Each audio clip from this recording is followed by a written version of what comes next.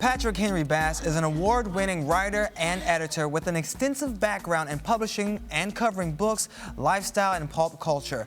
Now, Bass currently serves as an editorial projects director at Essence Magazine, and he's also written and edited for a number of publications, including the New York Times, the Oprah Magazine, Publishers Weekly, and the Washington Post. Goodness, Patrik. Right, he's all over the place. Well, in addition to all of that, he's also a contributor to The Takeaway with John Hockenberry, and that's a nationally syndicated radio program produced by Public Radio International. How many jobs do you have? I'm Jamaican. Welcome to Arise Entertainment 360, Patrik. Thank goodness you were able to squeeze us in with all the things you've got going on. It's good to be here. And Shannon, the editorial projects director title, my parents in North Carolina think I work for the Housing Authority, so they think I have another job because it's the editorial project. So they wanted me to get involved with Sandy and work with Janet Napolitano. That was nice. So I also have a real job at Essence Magazine as a book editor as well, which I do love. Well, we're glad you're bringing us all the latest books. So let's talk about books. So Granta recently came out with its list of the best British novelists, and one of the authors you recommended last month, Tai Selassie, That's made right. the list. Yes. Ghana Must Go. I mean, it's an extraordinary novel, and the Nigerians have been on a kick in terms of great literature since Chinua Achebe, who just passed away, of course. But you go through the traditions, and what's amazing about Ghana Must Go is that this author is clearly establishing her own voice, her own path, if you will, but still very much adhering to all the classics and standards of what we demand in great storytelling. Now, being a reviewer, that's a dream job. A reviewer of any kind, a food reviewer, dance reviewer, a book reviewer. How did you get into this literary world? Because there was absolutely nothing that I could do as a child. I mean, like, read a book. Well, I had all these. You're being modest. I had all these relatives, and they could sing, and so they get a trophy for singing. They could play basketball, and I would always get runner-up, or I didn't make the honor roll. I was like 80. I had like an 89 average. I didn't get to the 90 to the 100s, but I could read, and I could read really quickly, and I could recount the plot. And my grandmother was quite a gossip, so she would have me read the newspapers for her and recount what was happening. And so when I realized that one can make money, one can actually have a living as a book critic, as a reviewer, I'm like, sign me up. And so I've been with Essence since late 1999, and it's been a great ride. Well, they're lucky to have you. Now, how do you determine what is worth people's time? Because then I know it's hard to get so many books and you're overwhelmed. So is there I don't know, a process you go through, a checklist? Yes. How do you do it? So Shannon, so you're telling me you have a novel that you're working on, right? Yeah, I know. I'm like, how can I get on his list, you know? He's like, it's set in the world of news, and it opens with a handsome brother. I try not to be so obvious. Darn, okay. Well, one of the things about Essence Magazine is it has an extraordinary literary legacy and heritage. I mean, when the magazine started in 1970, Maya Angelou had just published I Know Why the Caged Bird Sings. Toni Morrison, who was an editor at Random House, had just published The Bluest Eye. Toni K. Bambara had done The Black Woman, and these women, Alice Walker had just done her collection of poetry, and these women couldn't find places to sell their work, you know. And so as Essence was starting, so were these women, and there have been some extraordinary major authors discovered through Essence Magazine. Terry McMillan won our second author contest. We were looking for young writers, and she came to the office from the Bay Area wearing a halter top and no bra, right? And they sent her home. They sent her home. Oh, she didn't know any better. Poor thing. She came back, and we knew, I mean, they knew at that time that she was just a writer and a voice to watch. Also, the novel, The Women of Brewster Place, started at Essence Magazine. Gloria Naylor submitted the very first chapter, unsolicited. We used to call it a slush pile. So I'm always cognizant of that great literary legacy, but I'm also from Laurinburg, North Carolina, where my parents and grandparents read.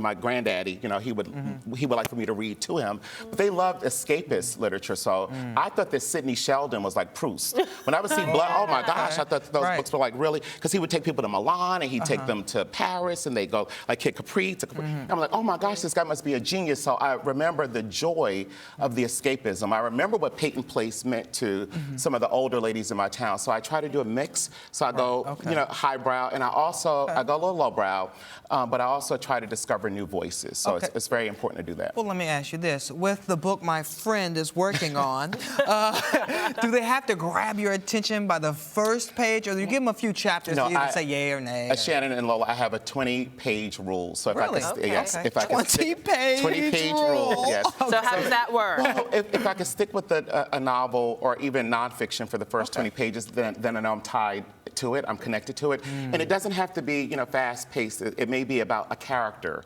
So it doesn't have to be like, oh, car crash and it's raining frogs. It's just. But if the character connects, if I connect with the character, if I connect with the town, the place is so important in literature, especially fiction. So if I feel like, oh, this is a very fascinating town or place or country or village, or if the dialogue just moves me, sometimes it's about the way the characters talk, and there's so many novels where the only time the character is going to talk is in that novel, so I want to remember what they're saying. So they say, hi, how are you?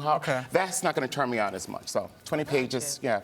So let's talk about what's turning you on right now. Yes. So in the literary world, mind you. So these 5 books all passed the 20-page rule. Some are people that we know, some are people that we don't know. And what I try to do is just try to mix it up a little bit to give people, give a little something for everyone. There's a new writer named Judy Juanita, who was a stand-up comedian. Wait, let's start with, I think we have an order. So let's start. There's a process. There's a process. Our 20-page process. Don't come up in here with record shot, Patrik Bass. There's a process. Off with my head. So the first book, I believe, is Plan D by Sherry Shepherd. Yes. Now, this book is about her diabetes battle, is that correct? Absolutely. Okay, talk to us about that. So we're going to hear a lot about this book, but I shared it with the Essence readers in the May 2013 issue, because it's a book that has a lot of humor, but it also has a lot of heart. Sherry Shepherd lost her mother to diabetes, and when her mother was in her early 40s, and so she takes her health very seriously. And she doesn't take herself as seriously, and I think it's a wonderful message that she shares, because you get, all the things that, cut out the salt, cut out the pasta, cut down on that, but you also get a sense of who Sherry Shepherd really is. I mean, beyond some of the interviews that she's done for, various magazines, the Christian magazine that she did the interview with,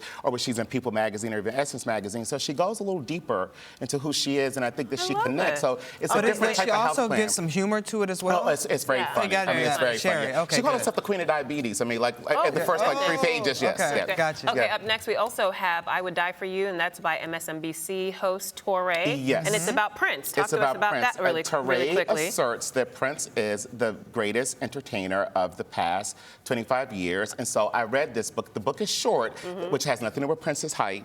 But it's... Little man, little book. But I have to give plaudits and kudos to Touré, because the writing is highly energetic, but also informative, and it is a great Valentine to Prince and to Prince fans. And if you don't know Prince, he talks about Prince in such a way that you may want to revisit his work. Okay, well, our sister show had Victoria Raoul on their show for The Young and the Ruthless. It looks like a steamy book. Tell us about that one. Yes, this is the sequel to Secrets of a Soap Opera Diva. We're actually doing a Twitter chat with Victoria Raoul next month. And so if you want to know what goes on behind the scenes of a soap opera, I mean, Victoria Raoul takes you right there. Her character, Callista Jeffries. If you like Soap Dish, the movie with Sally Field, I mean, this is just right up your alley. There's fun, it's gossipy, it's juicy, and Callista Jeffries is just that type of heroine that we root for. She's the Susan Lucci of The Young and the Ruthless is set, and she bears a little bit of a resemblance to Victoria Raoul. I'll say tongue firmly planted in cheek. And so we're going from the beach read to a more literary read, and this is the debut novel by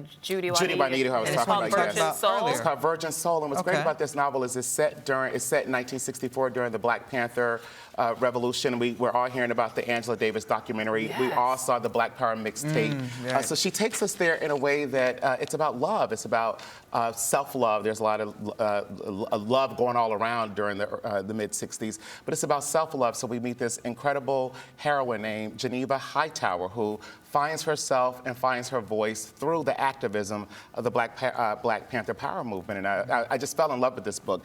And she's a stand-up comedian in her own life, so that's the Judy Juanita name.